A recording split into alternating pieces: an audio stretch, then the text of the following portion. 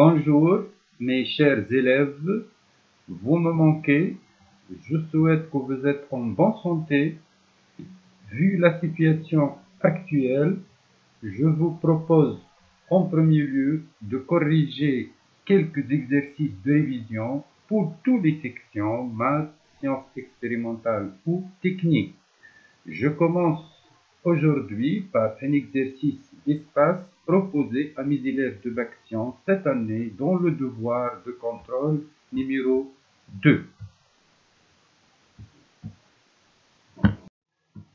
Voilà donc, c'est un exercice classique d'espace. Donc, dans le plan menu d'un repère orthonormé direct au IJK, on donne des points donc définis par leurs coordonnées dans ce repère. Premièrement, petit a, calculer les composantes du vecteur AB vectoriel AC, en déduire que les points AB et C déterminent un plan P. Alors, vous pouvez lire donc l'énoncé tout seul et par la suite, bien sûr, après que vous essayez de faire par vous-même, donc vous pouvez donc continuer pour voir la correction. Pour la première question, vous pouvez calculer les composantes du vecteur AB vectoriel AC. Vous allez trouver que AB vectoriel AC deux composantes moins 1, moins 2, moins 2.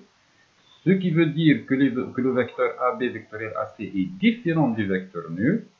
Par suite, les points AB et C ne sont pas alignés et donc ils forment un plan P.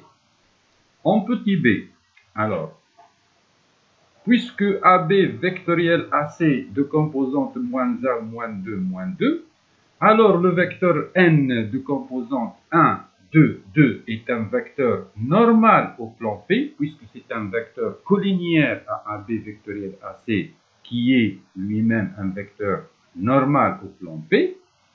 Cela donne que P a pour équation x plus 2y plus 2z plus d égale à 0, où d est une constante réelle qu'on va la déterminer en utilisant les composants, les coordonnées du point A ou B ou C. A appartient par exemple au plan P, cela donne que D égale à moins 6, d'où le résultat. En petit c, pour montrer que les points O, A, B et C ne sont pas coplanaires, il suffit de vérifier que le point O n'appartient pas au plan P. Et par suite, le volume du tétraèdre OABC, qu'on va l'obtenir, c'est égal, par définition, 1 sur 6 fois valeur absolue de AB vectoriel AC scalaire AO, et c'est égal à 1 en unité de volume, bien sûr.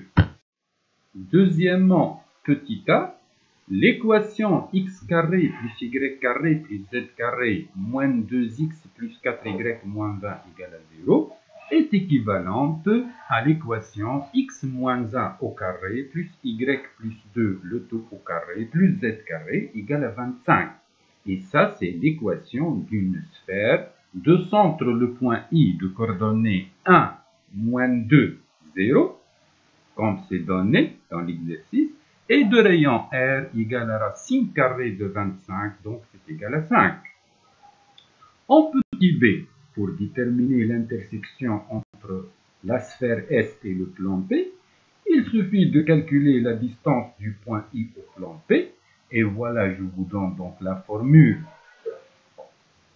Cette distance-là est égale à 3, et c'est inférieur au rayon de la sphère qui est égal à 5, et ceci implique évidemment que S inter P est le cercle du plan P de centre H, le projeté orthogonal de I sur le plan P, et de rayon R égale à racine de grand R carré moins D carré, et c'est égal 4. Et voilà maintenant la détermination du coordonnée du point H. Le vecteur IH est collinéaire au vecteur N normal au plan P. Cela donne que IH égale à alpha n, et ceci implique que XH égale à alpha plus 1, YH égale à 2 alpha moins 2, et ZH égale 2 alpha.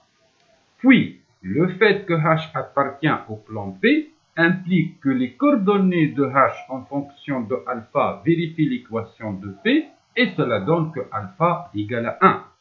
D'où les coordonnées de H sont 2, 0, 2. Troisièmement, petit a, il est simple de vérifier que les coordonnées de J vérifient l'équation de la sphère S, et ceci implique que J appartient à S. Petit b, pour déterminer une équation du plan Q tangente à la sphère S au point J, le vecteur IJ, vous pouvez vérifier qu'il est de composante 4, 0, 3, donc c'est égal à 4i plus 3k est un vecteur normal au plan Q.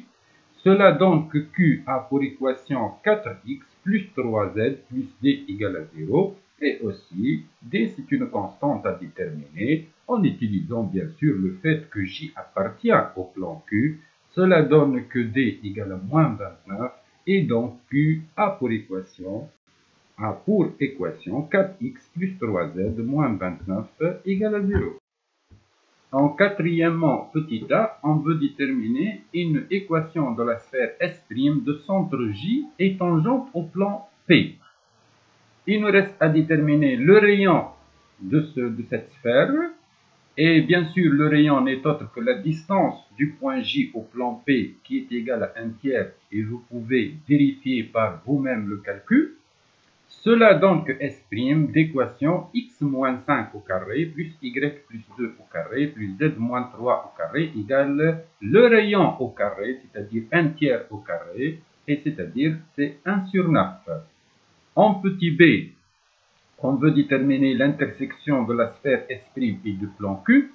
Puisque J appartient au plan Q, J qui est le centre de la sphère S', alors S' inter Q est le cercle du plan Q de centre J lui-même, et de rayon R', le rayon de la sphère S' qui est égal à 1/3.